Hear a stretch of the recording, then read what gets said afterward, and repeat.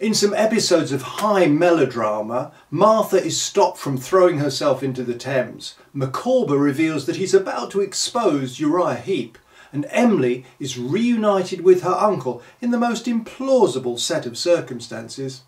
Each to their own, but it seems to me that this month Dickens was on autopilot. Who are the incapables? This was David's generic term for a succession of servants that he employed to assist, or rather compensate for, Dora. The first of these was Mary Ann Paragon, who drinks, steals and has a cousin in the lifeguards who hides in their coal hole. The only other named servant is Mrs. Kidgerbury, who's described as the oldest inhabitant of Kentish Town. The point is, though, that each one is worse than the last, and the net result is domestic anarchy. The most incapable of the lot, though, is Dora herself, who proves to be fit for nothing. The first performance of Wagner's Lohengrin was staged in Weimar this month, under the direction of Franz Liszt. And there were important births and deaths in the world of French literature. The novelist Honoré de Balzac, a model and inspiration for Dickens, died at the age of 50, but Guy de Maupassant, who found fame as a short story writer, was born. Dickens spent the middle of the month in Broadstairs, writing to Miss Coutts that he was there with his children, real and imaginary. To Forster, however, he wrote, rather heartlessly many would say, "I've been very hard at work these 3 days, and still have Dora to kill.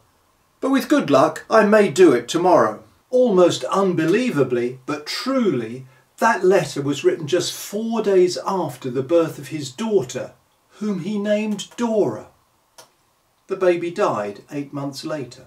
This month also saw the appearance in Household Words of his celebrated series of articles about the work of Scotland Yard's detective police force, whom he invited to the journal's office to tell stories about their work. Let's not forget, the detective story had scarcely been invented as a genre yet, and Inspector Bucket in Dickens's next novel, Bleak House, this first edition of which you can win by collecting these letters, and resolving the cryptic clue and anagram, was one of the world's first literary detectives. There were only 4 bound-in pages of ads this month, as it seems that everyone was on their summer holiday, including Punch. The humorous weekly advertised its own holiday special on a tipped-in slip, with illustrations by Dickens's close friend and collaborator John Leach and Richard Doyle, best known for designing the journal's masthead, and incidentally for being the uncle of Arthur Conan Doyle, the creator of Sherlock Holmes. I'm going to return again to the name of our hero and one of its many meanings. As I've just said, Dickens was a great fan of the recently established London Detective Police Force, under the command of Inspector Charles Field. What better way to show your admiration than to name the central character of your novel after him? The very observant David Copper, that is policeman, Field. It's a fair cop. Captioned simply The River, this plate captures the moment when Martha Endell, about to end it all in fulfilment of her name, is persuaded in the nick of time by David and Dan Peggotty to give life another go. The much anticipated stagey reunion between Dan Peggotty and Emily. Picture the scene. Rosa Dartle has just spewed out a few pints of venom and vitriol, overheard by David, who's hiding conveniently off stage.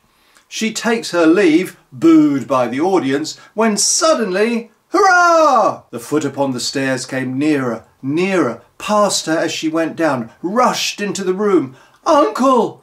A fearful cry followed the word. I paused a moment and, looking in, saw him supporting the insensible figure in his arms.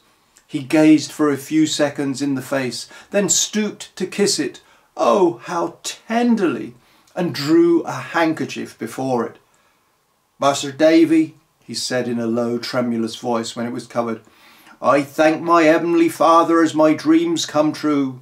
I thank him heartily for having guided of me in his own ways to my darling." With those words he took her up in his arms, and with the veiled face lying on his bosom and addressed towards his own, carried her, motionless and unconscious, down the stairs. Blink and you'll miss it, but what was it that fluttered for a moment on the threshold of its little prison? "Shh! Not in front of the children!"